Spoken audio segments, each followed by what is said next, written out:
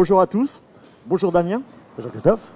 Alors, petite exclusivité, j'ai la joie d'accueillir mon collègue professionnel, Damien Segui. Mais peut-être que le public ne nous connaît pas, enfin te connaît pas. Donc peut-être te présenter d'abord. Eh bien, je suis consultant dans le groupe Alterway, chez Alterway Consulting. Chez Alterway Consulting, on s'occupe principalement, uniquement d'expertise en logiciel libre. On a d'ailleurs comme devise l'expertise à code ouvert. Donc on intervient sur tous les logiciels libres que maîtrise le groupe Alterway. Aussi un petit peu à tous les niveaux du projet, à la fois en conception, quand il s'agit de démarrer un projet et puis de mettre en place les choses correctement, en accompagnement pour justement suivre les équipes et puis mettre en place les bonnes pratiques issues de l'open source et puis issues du monde professionnel. Et puis évidemment diagnostic quand malheureusement il y a quelque chose qui se passe mal et qu'il faut comprendre comment ça marche. D'accord. Aujourd'hui, pendant l'événement Kung Fu, tu as fait 2 conférences. Peux-tu déjà nous parler de la première conférence que tu as fait? Alors la première était consacrée à l'écriture de documentation, de rapports en général. Ça c'est quelque chose que le monde open source a parfois un petit peu de mal à faire. Or clairement avec l'évolution des équipes, avec l'augmentation de leur taille, le fait qu'aujourd'hui les missions PHP sont des missions critiques et non plus simples missions d'expérimentation, on a besoin de documenter des choses, de documenter les projets, de documenter les applications, voir comment elles sont structurées. Donc des référentiels de sécurité, de performance, des documentations techniques, des documentations des tests, des recettes, choses comme ça. Donc là, l'objectif de la session, c'était justement de donner un petit peu des billes aux développeurs en général pour qu'ils sachent rédiger un document comme ça. Donc on en a revu 4 ou 5, on en a vu 5 d'ailleurs, on en a vu 5 ensemble. Chaque fois on a fait le sommaire, on a fait le détail. Puis je leur donnais un petit peu des trucs pour se lancer, commencer à les écrire et commencer à comprendre que ce genre de documentation c'est de la capitalisation. On les prend, on les fait vivre, on les fait évoluer au fur et à mesure de la vie du projet. Et c'est un outil important pour à la fois communiquer en interne entre les développeurs, puis communiquer aussi à l'externe, vers les managers ou vers les clients. Peut-être qu'un jour, ou peut-être ça existe déjà, un rapport en semi-automatique où quasiment on n'a qu'à appuyer sur le bouton et ça génère le rapport? Alors à ce point-là, non. Je pense que ça c'est aussi poussé que ça, non. D'abord, j'aime pas ça, c'est horrible ce genre de rapport. J'ai malheureusement l'occasion de lire certains d'entre eux qui sont des rapports de sécurité qui n'ont ni queue ni tête. Donc je dirais qu'il y a encore du travail pour la machine pour comprendre ce genre de choses. Par contre, c'est sûr que ça fait partie des objectifs qu'on a. Donc avoir un lien fort entre quelque chose qui va être écrit en langage naturel ou compréhensible facilement par les êtres humains et qui en même temps va nous permettre d'aller vérifier que la liste des classes qui a été prévue dans la conception, on la retrouve effectivement dans le projet et qu'on n'en a ni perdu ni rajouté. Ouais. Ou éventuellement faire le chemin dans le sens inverse, prendre ce qui a été fait et le ramener dans un document pour le lire à l'extérieur et puis apporter un élément de cohérence, un peu de travail, un esprit là qui est vraiment la patte du chef de projet. Maintenant, tu as fait aussi une 2e conférence. Alors peux-tu nous en parler un peu plus? Alors la 2e conférence, elle porte effectivement sur un peu les mêmes outils qu'il y a là et probablement qu'il y aura un lien entre les deux. D'ailleurs, je ne l'ai pas vu encore arriver jusque-là, mais c'est vrai que la question se pose, je dirais. Le 2e, c'est un auditeur statique pour PHP. Donc un auditeur statique... Qu'est-ce que c'est un auditeur statique? Un auditeur statique, c'est un auditeur qui analyse le code sans l'exécuter. Donc en fait, qui relie le code et en fait, qui se retrouve, je dirais, à automatiser une grosse partie des opérations qu'on ferait manuellement autrement. Donc qui est-ce qui relie du code? Bon, évidemment, c'est les développeurs qui l'écrivent. Qui est-ce qui le relie? Les auditeurs non statiques, des humains, je dirais. Les autres développeurs, parce que c'est finalement quelque chose d'extrêmement important de dire j'ai écrit du code, quelqu'un va le relire, quelqu'un va le relire. Ça peut être moi-même dans 6 mois qui vais retomber sur le même code qui a été écrit. Et ce que je veux, c'est pouvoir l'appréhender.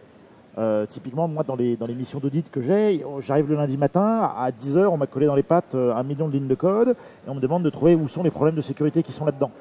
Donc je vais arriver à en intuiter, je vais arriver à en chercher et je pense que de ce côté-là, on a encore beaucoup de marge de manœuvre. Les machines ne sont pas prêtes de faire tout ça entièrement automatiquement. Par contre, quand j'ai trouvé, je dirais, 1 ou 2 pistes, j'aime bien que...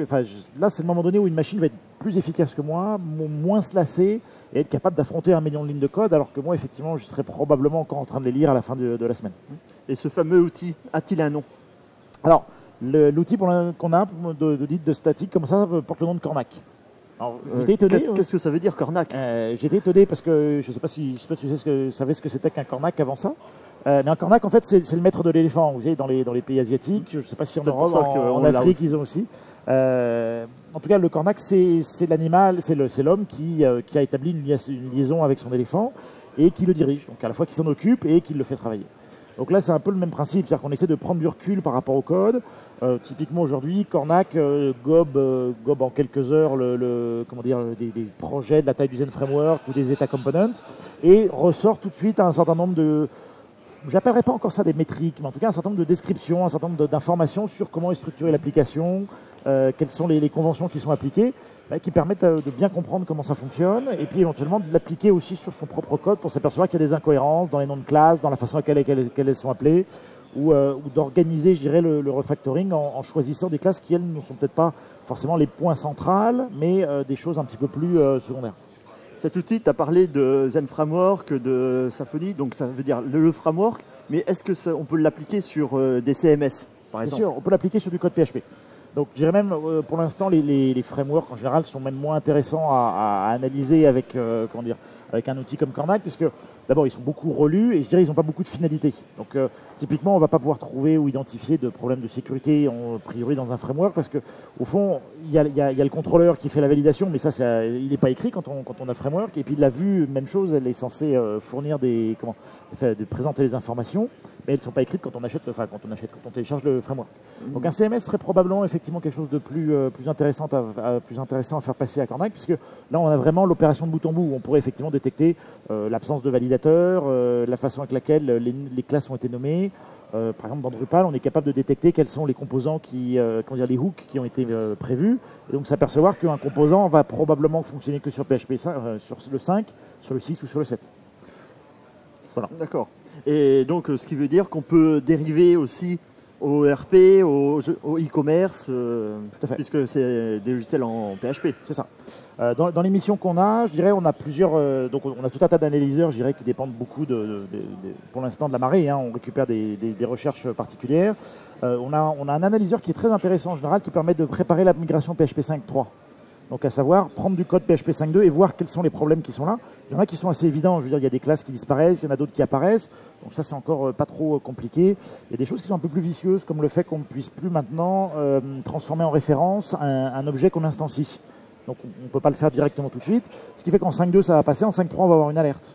En PHP 5.3, on ne peut pas autoriser non plus l'utilisation de certains mots-clés, alors que jusqu'à présent, ils pouvaient être placés n'importe où hors d'une boucle. Bon, donc là, la machine, elle passe en revue tout le code, elle détecte ce genre de points, on n'a plus qu'à les passer en revue. Il y a quelques faux positifs, mais autrement, on se retrouve avec une action assez simple en termes d'intervention. Et ce fameux outil, est-ce qu'il est disponible en téléchargement, disponible auprès de la communauté, ou c'est un logiciel propriétaire? Non, on peut difficilement faire un logiciel propriétaire chez Alterway, donc c'est un logiciel open source qui est disponible sur le site de cornac.info, cornac.info. Aujourd'hui, il est en version alpha. Je pense que la conférence m'a donné un bon tremplin de départ pour effectivement le passer à la postérité. Par contre, aujourd'hui, effectivement, il y a énormément de capitalisation à faire, qui à la fois m'intéresse moi, puis qui intéressera probablement la communauté. D'accord. Eh bien, merci beaucoup, Damien. Merci, Christophe.